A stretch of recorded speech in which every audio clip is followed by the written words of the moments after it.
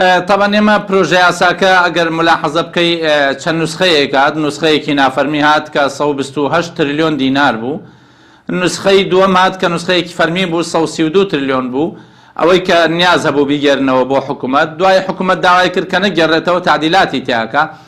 آخر نوسخە کە هاتووە خوێندنەوەی یەکەم و دووەمی بۆ کراوە لە ناو هۆڵی پەرلەمانە 133 تریلیۆن دینارە.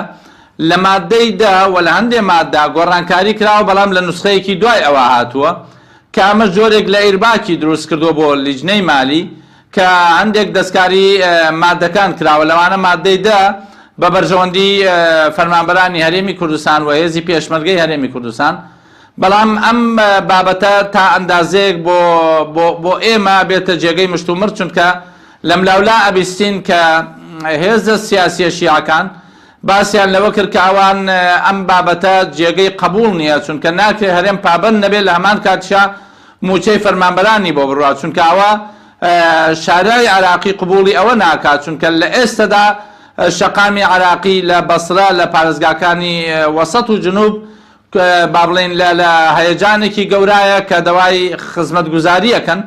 بۆیە ترسی ئەوەمان هەیە شەقامی عراقی دوای ئەوەی ئەم بابەتە تەسریب پێکرێت لە ناو شەقاما باسەکرێ، هەندە پەرلەمانتار باسیەکەن، بۆیە لیژنەی مالیش لە ژێر فشاری شەقامی عراقیە گۆڕانکاری لەم بڕگەیا بکەن. ئێمە هەوڵی زۆرمان داوە تا ئێستا کە باسمان کرد وەزعی حکوومەتی هەرێم لەگەڵ خەڵکی هەرێمی کوردستان دوو بابەتن گیان لە یەکتر. هەرێمی کوردستان فەرمانبەرەکان گیان لە دەسەڵاتی سیاسی لە هەرێمی کوردستانە، فەرمانبەران و پێزی پێشمەرگە دوو بابەتن ئەبێ جیا بکرێنەوە لە دەسەڵاتی سیاسی. کاتێککە دەسەڵاتی سیاسی نەود ڕادەست ناکات، تاوانی فەرمانبەرانی تیان نیە، تاوانی پێشمەرگەی تیان نیە.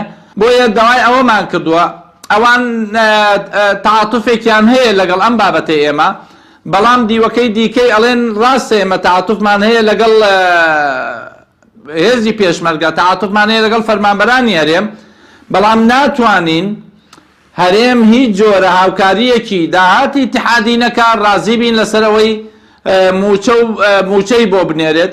بۆیە ئەوان داوایان لە ئێمە کردووە کە ئالیەتێک بدۆزینەوە، هەماهەنگ بین لەگەڵیان تاوەکو بتوانن ئەو بابەتە یەکلا ببێتەوە بە شێوەیەک لە شێوەکان. داوای ئەوەیەکەن کە هەرێمی کوردستان پابەندی خۆی ڕابگەێنێ بەوەی کەوا ئەو نەوتەی دانراوە لە ناو موازنەی اتحادیە پابەند بێ بەوەوە.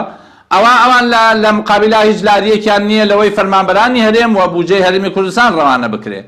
بۆیە تا ئێستا لەو مناقەشەیان و ڕۆژی یەکشەممەش هەمان مناقەشە دەست پێکاتەوە.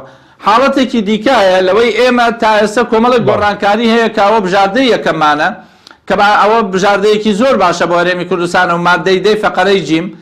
بژاردەی دووەممان ئەوەیە ئەگەر لە حاڵەتێکا گرفت بۆ ئەم بژاردەیە دروست بوو، ئەوە داوای ئەوەمان کردووە ئەو ڕۆژەش وەکو نوێنەرانی کورد داوامان لە سەرۆکی پەرلەمان کرد کە هاتبووە لیژنەکە کە ئێمە ڕازی نابین بەو ڕێژەی دانراوە و ڕازی نابین بەو پشکە قەرزەی دانراوە و ڕازی نابین بەوەی پێشمەرگە بەو شێوەیە بنووسرێ و ڕازی نابین لەوەی کۆمەڵێک مادە لە ناو سیادیایە و سیادی نییە. ئەگەر ئەوەی یەکەمیان مادەی دەفەقەرەی جیمان سەرکەوتوو نەبوو، ئەوە هەوڵەدەین لە برگەکانی دیکە قەرەبووی ئەو بابەتە بکەینەوە، بەڵام دوجار لە هەموو حاڵتەکان نابێ هەرێمی کوردستان پابەند بێ نادەینەوەتەوە.